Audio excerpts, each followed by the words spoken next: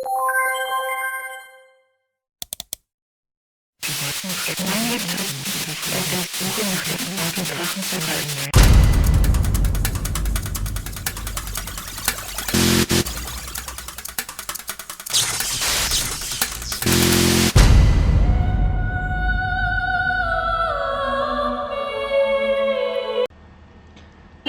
thank you for tuning in. As promised in one of my last videos, I went to a temple, a shrine in Japan to celebrate this new year. So in Japan it's custom to sometimes go in the night of the 1st of January or sometimes in the morning to a shrine and to give your prayer and some money to the shrine for the good luck and for the fortune for the coming year. I went on the 3rd of January, so not the 1st, to a shrine that is a bit off, is a bit far from my home, about an hour by car, still in the same prefecture, but not in the same city of where I'm living. So short disclaimer, short excursus. Japan is separated into prefectures, which have less political sovereignty, independence than, for example, states in the US or countries in European countries. But still they can make their own communal politics. The shrine in question, the shrine I'm talking about, was like I said, about an hour off from my home, and we were taking the highway. Going on the highway in Japan is not as fast as highway in many other countries, in the US, and especially not in Europe. But here we gotta consider that the Japanese highway is actually a highway that passes through mountains and over tales, Japan being a very mountainous country. As you can see, the beautiful landscape of Japan, I think it's always amazing to pass through Japan and to experience the landscape and the environment in Japan, the country, be it by car or by train. Both very enjoyable. So just traveling through Japan, that alone is worth the experience. A breathtakingly beautiful country. As you can see here, a little charm in the car, a common thing. You can buy these charms in many temples, many shrines, sorry. These are usually charms that give good luck for a specific target, which is sounds kind of silly, but I think they're nicely made and they look cute, and even some school kids attach them to their bags, their school bags. So it's a common thing to see them tucked to bags, jackets, or into the car. This shrine I've been a few times before. I really love it. It's a beautiful one. It's a shrine that is quite spread out, so there's a lot to walk around there, and it also has some side ways that lead up the mountain. Another nice thing is that it's really close to the ocean, so being at the shrine and walking up the mountain pass, you can see the the ocean and the mountain, usually both at the same time. This is walking the path that leads up to the shrine. As you can see, Japan is a very clean, well-kept country. You don't find litter on the ground, and especially in these countryside, rural areas, it's really clean, it's really neat, and you can really just enjoy your walk, enjoy the environment, enjoy your time. So for this video, I will not explain any and every religious symbol. This video is not dedicated to explaining religions in Japan, and especially not Shintoism, but this being a shrine is a Shinto shrine that is dedicated to the kami, to the gods of Japan. And usually they are recognizable through the tori, which are the gates, which are either made out of wood or sometimes stone. Some temples have them made out of concrete, which are gates that have two pillars supporting the gate, and then at the top usually a double, I don't know how to call it, let's say a double roof. Here I'll have you have a nice round look on the main place in front of the main altar of the shrine, where one walks up to give a small offering, which is not a fixed amount, which is an amount of money that is up to you, up to the visitor. So it's most common to throw in some small coins, like 10 or 50 yen. Throwing in a single yen might be a bit shady. Throwing in 100 yen, which would equal $1, might already be a bit much.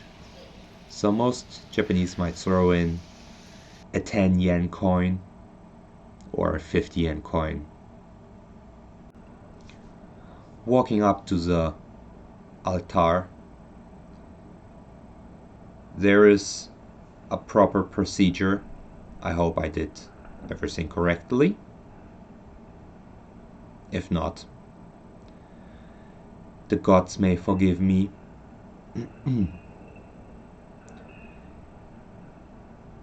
Here you can see me ringing the bell,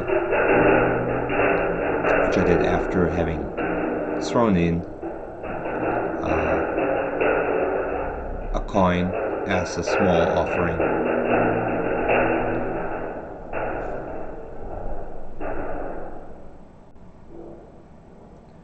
There's a giant bell attached to the rope, and swinging the rope will make the bell ring.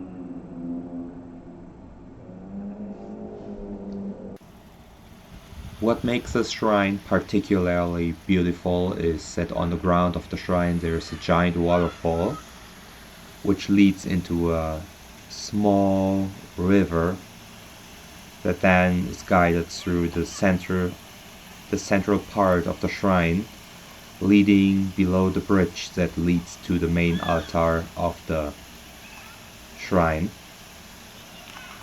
which all together makes this one particularly beautiful and just almost spiritually impressive. Hard to say, but I think there is some beauty found in these kinds of shrines, even as a non-religious person. Maybe it's just because they remind me of Japanese movies and animation, and especially the Ghibli movies like Mononoke, Hime, Princess Mononoke. As you can see, the water is crystal clear. No dirt, no trash, no litter left behind. As I said, Japan is extremely clean. Japanese people keep their cities, their environment, and the places around them clean, which is awfully surprising considering there are little trash boxes. There are not many bins. So if Japanese have trash, they carry it around with them, usually in a small plastic bag, if they have it at hand. Something that is usually given out at the convenience store. So Japanese would rather keep trash around with them, put it in their pockets, or put it in a small plastic bag and then carry it around, rather than throwing it on the ground. This blend of nature, mountain and close to the ocean, the stones and the woodwork, the water, seeing the light pass through the trees, and looking up from this canal, I thought this was just a beautiful impression. This is where I found a small pass, a small side pass that I haven't found and I hadn't walked previous times I've been at this shrine.